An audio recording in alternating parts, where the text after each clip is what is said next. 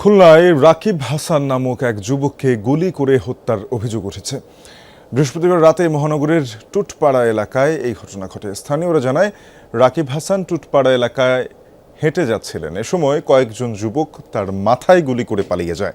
পরে রাকিবকে উদ্ধার করে খুলনা মেডিকেলে নিয়ে গেলে চিকিৎসক মৃত ঘোষণা করেন তাকে। পুলিশ জানায়, নিহত রাকিব হাসান একটি অপরাধী চক্রের সদস্য। মাদক ও আধিপত্য বিস্তার নিয়ে এই হত্যাকাণ্ড হয়েছে বলে ধারণা করছে পুলিশ।